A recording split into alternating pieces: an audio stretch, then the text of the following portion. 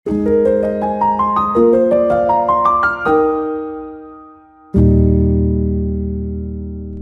Bapak Ibu dan Saudara-saudari yang dikasihi Tuhan Yesus Kristus. Apa kabar Anda hari ini? Dimanapun Anda berada, saya berharap Anda selalu dalam keadaan yang baik. Dan sangat senang saya kembali bisa menyapa Anda melalui program Sapaan Gembala GKI Manyar. Saudara yang terkasih, suatu ketika seseorang datang untuk mengurus sebuah dokumen di sebuah kantor pelayanan publik. Dia datang lebih pagi, dia antre dengan tertib, dan dia sudah menyiapkan, dia sudah membawa semua berkas yang disyaratkan dengan lengkap. Tetapi betapa jengkelnya dia ketika ia melihat orang lain yang datang belakangan, jauh sesudah dia datang, ternyata justru dilayani lebih dulu. Karena belakangan diketahui bahwa ia kenal dengan orang dalam. Nah, singkat cerita, akhirnya dia pulang dengan perasaan yang bercampur aduk. Dia bukan hanya lelah karena dia mengantri cukup lama, tetapi dia juga kecewa. Saudara, orang ini sama sekali tidak menuntut untuk diistimewakan. Dia tidak berharap itu sama sekali. Tetapi satu hal yang ia harapkan, dia hanya ingin diperlakukan dengan adil.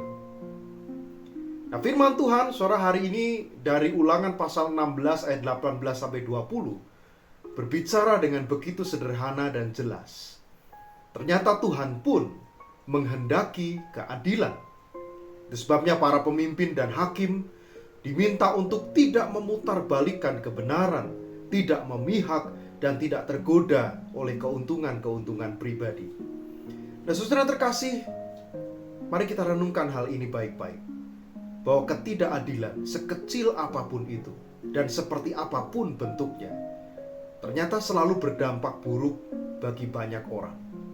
Ketidakadilan, walaupun terlihat kecil, tetapi ia sungguh dapat melukai rasa percaya, ia sungguh dapat menghancurkan kehidupan kita bersama di dalam sebuah komunitas.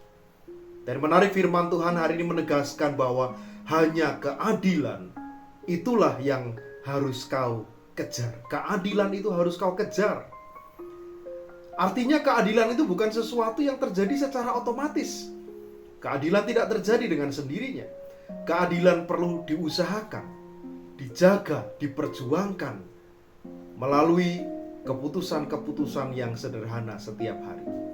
Keadilan tidak harus selalu nampak di dalam perkara yang besar, tetapi sebaliknya, cara kita bersikap jujur, komitmen kita untuk tidak mengambil jalan pintas yang menguntungkan kita tetapi merugikan orang lain, keputusan kita untuk tidak memanfaatkan posisi atau relasi kita dengan penguasa atau dengan orang-orang besar, ternyata itu pun sudah merupakan langkah yang nyata di dalam mengejar keadilan itu. Saudaraku, mungkin kita pernah merasakan betapa tidak enaknya menjadi pihak yang dirugikan. Tetapi mari kita waspada, jangan-jangan tanpa sadar kita juga pernah diuntungkan oleh sistem yang menindas orang lain dan menguntungkan kita secara pribadi. Hari ini Tuhan memanggil kita untuk berani memilih yang benar, sekalipun itu berarti kita harus melepaskan keuntungan-keuntungan yang memudahkan dan menggiurkan kita. Kiranya hari ini kita belajar hidup dengan jujur, dengan adil, mulai dengan hal-hal yang sederhana, sebagai wujud iman kita kepada Tuhan yang juga adil pada dirinya. Tuhan yang memelihara, menjaga, menegakkan keadilan. Selamat merenungkannya. Salam.